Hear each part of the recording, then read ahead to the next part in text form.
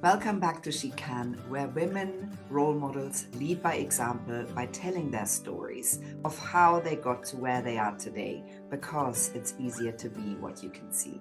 And I'm very excited to talk to Brenda Hart today. Brenda, welcome to She Can. You're the founder and head designer of Soft&Co, a bespoke furniture design business based in Cape Town. You have a background in architectural technology and interior design and did many projects around the world for big clients like Nike and others. And you bring intentional design home. You design emotionally led spaces. You have sofas, chairs, tables, beds, shelving units. Tell us a little bit more of how you got to where you are today and ended up being an entrepreneur again. Starting a bespoke furniture company design business at the tender age of 50 has been quite an undertaking, but incredibly rewarding. And, it's never too late. But luckily, I've been able to draw on my extensive experience in the interior design field. As you were saying, 30 years in the industry certainly helps me. And I just decided that it was time to focus and hone my design skills. Interior design is so broad. You have to be involved in so many different aspects, and often the furniture side of the project is left to last. And the little details and the like, so much detail that goes into furniture design, that I thought it would be really nice to focus, really hone in onto that aspect, and create these ranges. We've got two ranges launched at the moment, and what we've done basically is, instead of a client trying to decide what dining table to match with which dining chairs, we've put two ranges so far together, one called Cozy and one called Voguish. And within Cozy, you get the dining table and the perfect dining chairs to pair with that table. And then within Voguish, you get the perfect sofa to pair with the perfect armchair with the perfect coffee table. So it just takes that's an angle that we use, and takes that hassle away from clients. And then, as well as being like, each range is super cohesive within itself. All the pieces do work together as well, if you want to pick and choose. And then there are going to be two more ranges to come. Soft&Co has actually got two aspects to it. So it's got the projects. We still do projects as well. Okay. So we do the full fit out of the FF&E, which is the furniture, fittings, and equipment. So we will come in once the space has been designed and fitted and installed. Then we will come in and put in all those finishing touches, the rugs and the lamps and the pendants and down to the smalls in the kitchens. So it's quite busy with the ranges that we have to constantly monitor online and service that side of the business, and then the project side of the business, which is also busy. Brenda, it sounds like you are so busy. And I know that Cape Town is a real design hub. I've had a business that also produced, home accessories from all over Africa. And Cape Town, we had so many suppliers. And it's a place where it seems that sustainability meets design, meets it seems to be a place where you can really design things in the right way. And you have clients all over the world, right? Yeah. So tell us a bit more about this entrepreneurial journey that you find yourself in, again, in your 50s. How do you navigate this? What are your challenges and wins? Yeah, so mainly, I'd say the biggest challenge at the moment is getting brand recognition for the Soft&Co brand.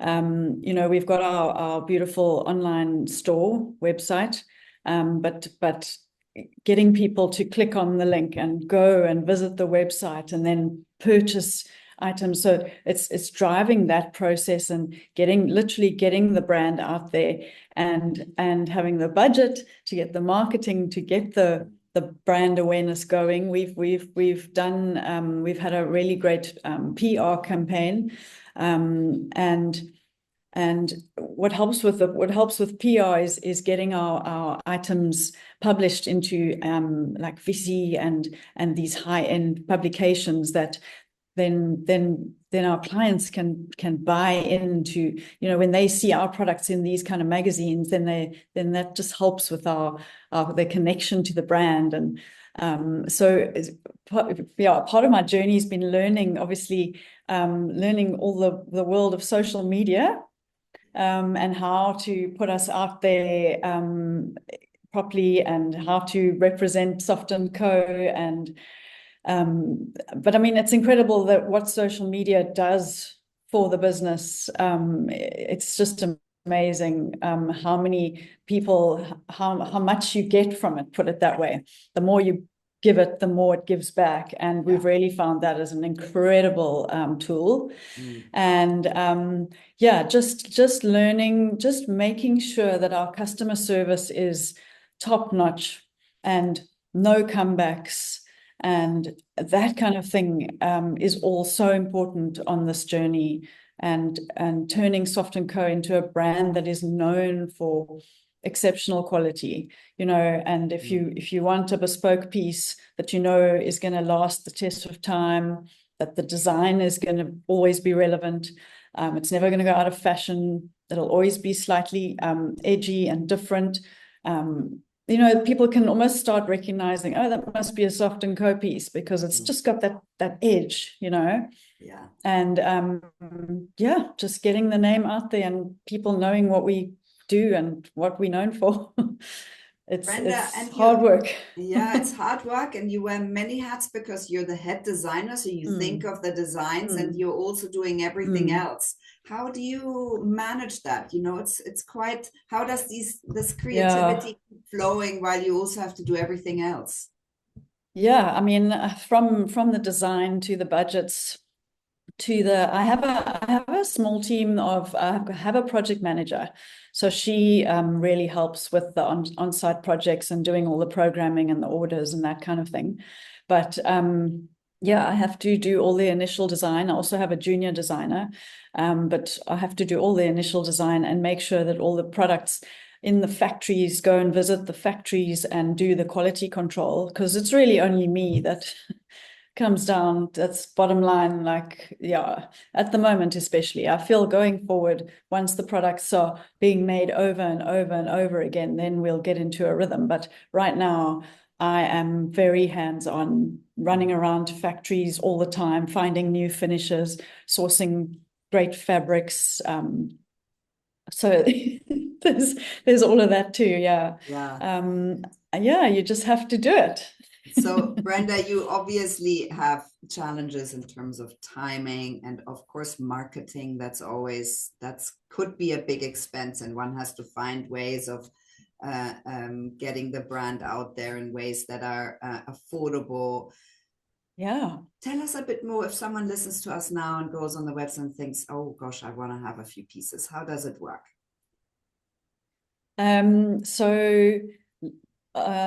Basically go on, have a look, see what you prefer. You have an option on some of the sofas, you have an option on size. The dining tables, you have an option on size. You have an option on choosing colors, finishes. There's about 2 to 3 fabrics per item. Some of them will be leather or faux leather. And then once you've placed your order and purchased the item online, then we will arrange the delivery. It takes at the moment, lead time is about 6 weeks. Brenda, and you ship all over the world? How do you do? Not at the moment. Yeah, not at the moment. That is definitely a long-term goal, because I feel like having everything locally made in South Africa, we can offer a really good price point for the quality that we get. And then ship it overseas, because the pricing overseas is well beyond what we pay for things here. So I think we could offer quite a good, bespoke furniture at sort of not too high-end pricing. Brenda, so where do you but ship? The whole of South Africa. The whole of South Africa. The whole of South Africa, Brenda, so if you think into the future, what will success look like for you? Definitely. So as an interior designer, a lot of interior designers, they'll source their own furniture for projects, which is where we're trying to slot in with other designers, say, take that worry off your plate and we'll do all the furniture for you. But they do enjoy doing it themselves. But then I want them to think, oh, Soft&Co comes first to mind, not the other, I'm not going to mention, but yeah, I want them to think, oh, let me see what Soft&Co. I'm sure I can use a Soft&Co piece. So I want our brand to literally, when you think furniture, you think Soft&Co. And then also the project side, but I would like the Soft&Co brand and the ranges to start taking over the projects, and we can maybe step back from the projects a bit. And the brand really flies. We're about to get our own showroom space, so I'm super excited about that. Beautiful. So that customers can come, and because everyone says, where's your showroom? Where can I come and see? And at the moment it's all online. We've got a few pieces in a pop-up, but it's nothing like having your own showroom space, which I think will really, really, really help. And just growing and getting the brand out there, growing the team as well. Yeah. Brenda, so where will your space be in Cape Town? It is just outside of town, just towards Woodstock. Yeah. Just past the castle. So it's nice. It's town, but it's also close. It's sort of very central. Yeah, wonderful. Yeah. So we will put this address in the bio for you, and if people go to Cape Town, they can go and visit. Brenda, I'm wondering, you talk quite a bit about emotionally led spaces in your work as an interior designer. How can all of us create those spaces that we feel really at home in? Look, I suppose everyone has a different idea of feeling at home, but I'd say mostly how you do it is with textures and with mixing up different layers of textures, bringing in touches, like we have in our mirror armchair. We've got a wood structure with a leather strap that goes around the back, and then these soft plush cushions that line it from the inside. So there you have a chair already that creates such like a welcoming effect and such interest. And then you pair it with a beautiful solid wood table and some stone and a little bit of glass and some metal touches, maybe some brass to bring in that warmth. But it's really is layering textures, little pops of color. But then some people prefer completely neutral spaces, but you can also do that so beautifully with literally just like a rougher texture here and then a very smooth, shiny texture there. And with fabrics, you get your beautiful, subtly patterned fabrics, and then a very, very plain fabric next to it, like a velvet or something. So I feel like it's like really a mix of textures that does that, and different finishes. Yeah, beautiful. Brenda, if you look back on your career, what would you say are your main learnings or takeaways that really serve you now? So definitely the work that I did with Nike, being such a huge organization and just learning and seeing how they work and what inspires them and their motivation to get things done and how quickly things turn around, and carrying that sort of drive and passion with me, that was definitely a big influence. And yeah, I think now being my own boss really drives me as well. And I think all the years, the years and years that I put into it sort of brought me to this place. And I don't think I could have done this without all the experience and without all those years. going through all those clients and all those projects. You need that experience and backing behind you to not everyone else, but anyway, for me, I found that really having that experience and everything I've done so far to this point has been so valuable. Yeah. Brenda, and how do you lead? I mean, you know, it doesn't even mean that you have to have a big team. How do you feel you show up for your own brand? You know, when you're a small-ish company, you have to lead by example, and you have to sort of carry your values at all times. How do you do that? What is your way of leading? Yeah, so I like to keep everyone involved, and I like to get everyone's input to a point. I feel because we're such a small team, we actually all have to do a bit of everything. Yeah. Like from the budgets to all the documentation, the schedules. I do a lot of that as well, and then and all of my team members do a lot of that as well, and it helps to get everyone's buy-in into, say, a particular project.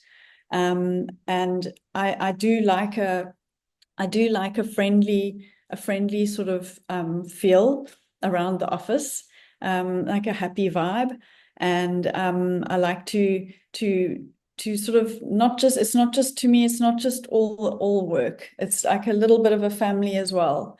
And I like to have everyone involved in the discussions around the budget and what we think this client would really want, and what their needs really are, getting to the bottom of how we can really satisfy, because all clients are so different and they all have their very specific needs. And what I try and do is just make sure that the team doesn't forget, but remember, in the beginning, this is what this client said, and this is what they particularly mentioned. We cannot forget that is so important to them.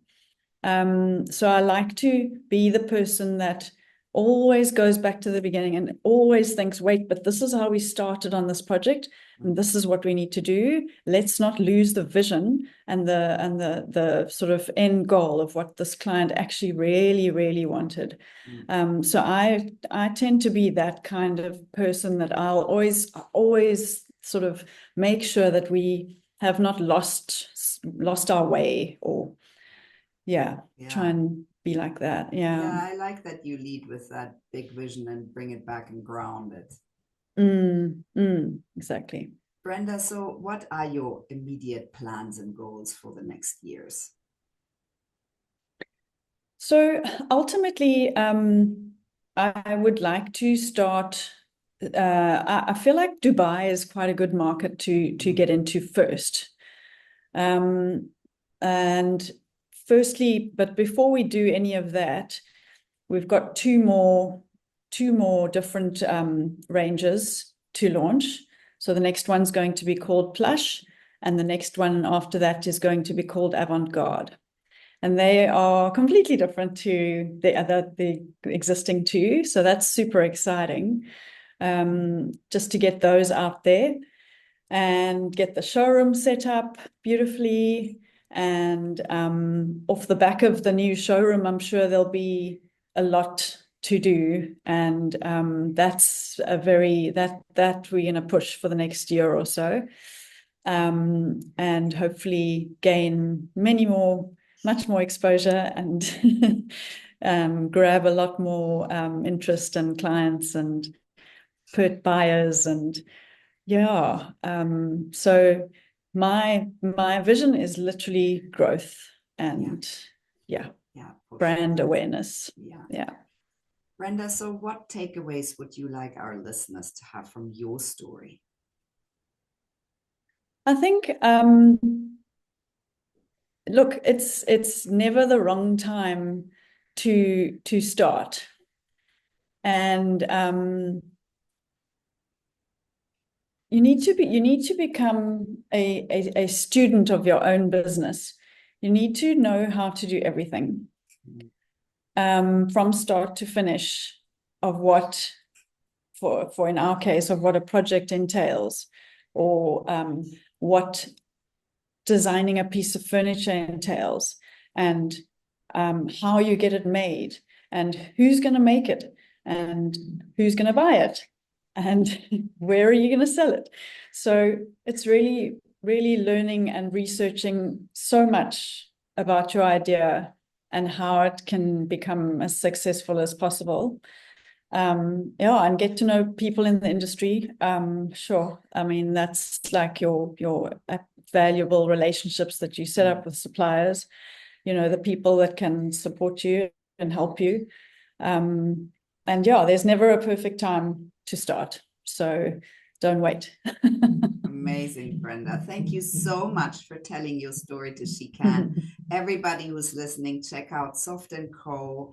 If you're in Cape Town, go and see the space. And Brenda, it sounds all very exciting, and all the best of luck to you. Thank you. Thank you so much.